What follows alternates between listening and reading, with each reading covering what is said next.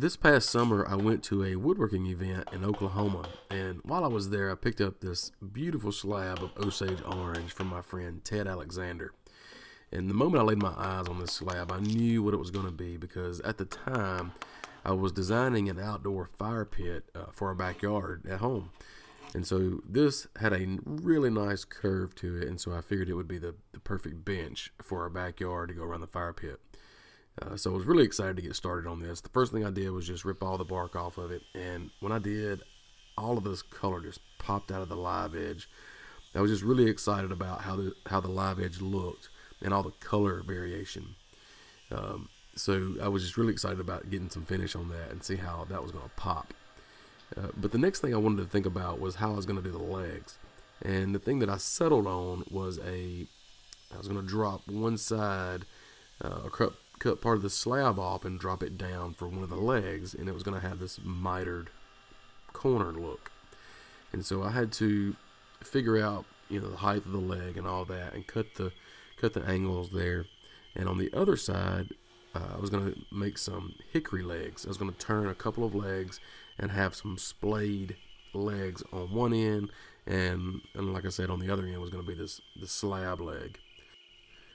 So I'm turning the legs down here just to a rough shape. The final shape that I'm looking for is just a tapered leg from the middle, and it's tapered down in both directions. It's just a simple look. But I'll get back to the legs a little bit later on. The next thing I wanted to do was to figure out where I wanted to put some bow ties.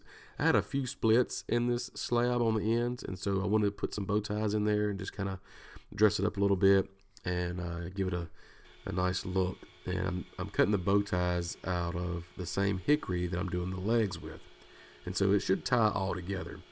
And so what I did, I just took a strip of hickory, it's long grain here, draw out what shape I want for each individual split, and then I go to the bandsaw and cut it, and then I'll take it back over to the slab and trace it out, and I'll be sure to number those so I don't get anything mixed up. I'll know which bow tie goes where. And after I got it traced out, I just take my router and I just hog away the majority of the waste, as much as I can without going over the line. And then once I get all of that routed out, I can go back with a chisel and clean up the corners and clean up the sides. I like to put a little angle down towards the bottom of the recess there to kind of give the glue somewhere to go. Kind of gives it a better bond. And so that was a good experience. I haven't done a whole lot of bow ties, but it was really fun getting the mallet and the chisel out and going to work. So when I get all that cleaned up, I can take and put my bow ties in, just glue it, just spread the glue around like crazy, and just tap the bow ties down into place. And now I did have a few gaps here and there that I had to go back and fill, but I'm not really looking for a perfect fit. I just want this, because the slab itself is not, without defect. I mean, it does have splits and it does have knots here and there. So I just think it goes hand in hand with the butterflies or the bow ties, whatever you want to call them. So I was really happy with the way all that came out. So to take the bow ties down flush to the slab, I took my number 5 Stanley plane and basically just went all the way down as far as I could to the slab before I started planing the slab itself. Because what I'll do is, as you see here, just take my sander and just sand everything down flush to the slab. Now I'm going to move on and try to get this leg glued up, and this was probably the most awkward glue up I've ever been through. There was probably a better way to do this, but I was ready to get this in place, and all I could think about was just getting that leg to be attached to the bench. And so I just take a clamping square and clamp it the best way I can here. And then on the other side, I've got like an old oak block, just a scrap piece that I'm using as a clamping square basically. And I can get that where I want to. Now I didn't show it in the video, but I did a dry fit previous to this to where I got it where I want it, and I made some reference marks, and then I went back and glued it up. I'm going to be using dowels to join this leg to the bench seat. So as you're looking at this bench is basically upside down, and I'm what I did was just mark out a couple of marks for each hole. I'm going to have 2 on the leg side and 2 on the bench top side. And they're going to be offset so they don't interfere with one another.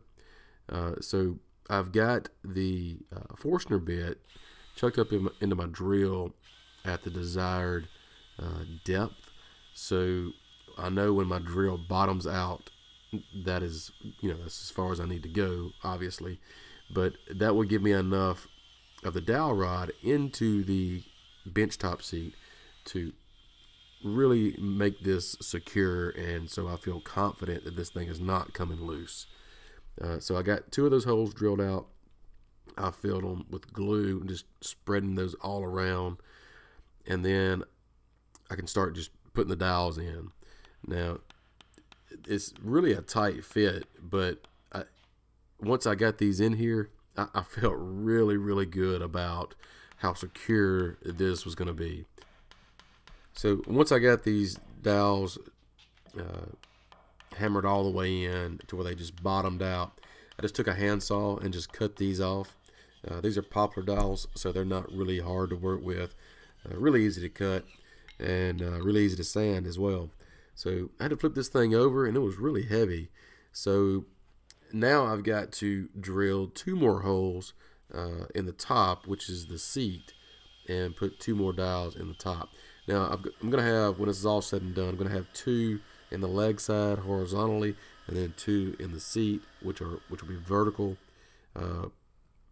Should give me a really good solid joint, and the miter live edge here shouldn't separate. We'll see over time what happens, but I feel really good about how this joint turned out. So now that I got all that cut off and everything just sanded out flush, looked really, really good. I was very happy with the way that turned out. So moving on to the legs, I've got a couple of hickory legs here that I've turned down.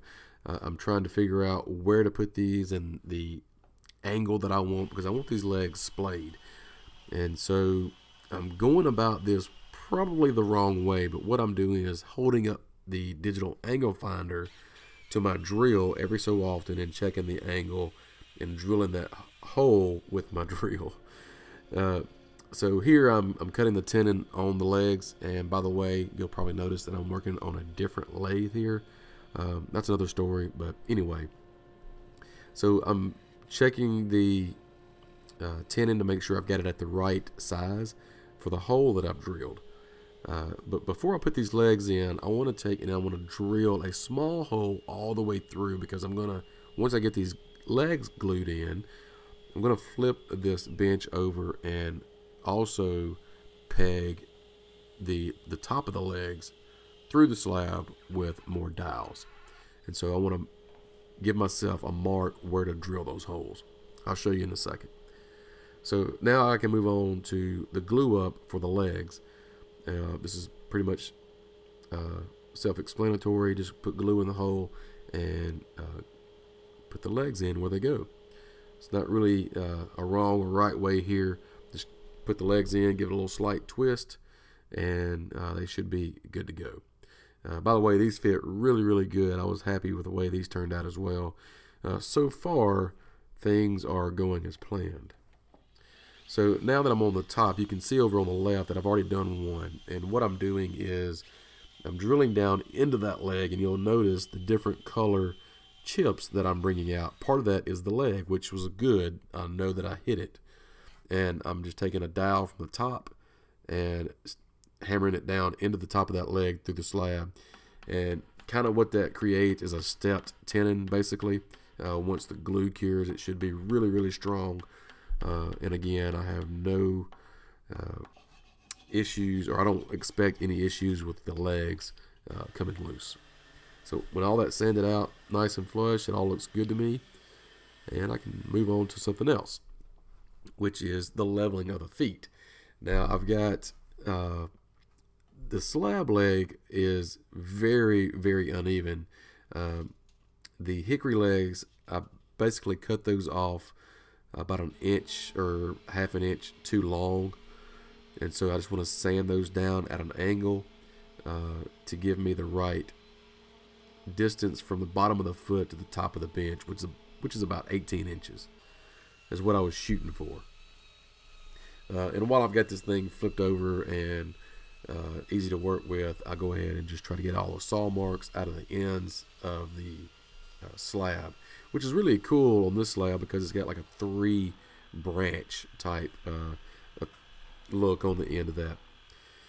And here I'm trying to level the slab leg out, and there was really no good way to do this. I just take my Sawzall and just start hacking away at it, and eventually I get this to where I want it, but you get the idea. Normally the finishing part of any project that I do is probably my least favorite, of applying the finish, because I don't like to paint or spray, but the actual transformation from when the finish is actually on the project, I absolutely love, because with this particular project, this bench came alive once the finish was applied to the bench. I could not be happier with the way this turned out. I learned a lot through this project. I tried some different things that I haven't tried before. I got better at some things. I made some mistakes on a few things, but overall, the bench exceeded my expectations. I'm very happy with the way it looks, and I might end up moving this thing inside because I have a little bit of fear that this thing is going to get ruined out in the rain and the weather and all that. But we'll see. If you would like to know more about this project, there will be a link down in the description that will lead you over to our website, where we've got a detailed website article on this entire project. I would appreciate it if you would check that out and share it with your friends and family. Share this video while you're there on the website. Sign up for our newsletter, where you can stay on the inside with what we're doing. And if you're not a subscriber to this channel, I would encourage you to please hit that subscribe button so you don't miss any future videos that we have coming out. So thank you for watching. I really hope you enjoyed the video, and we'll see you next time.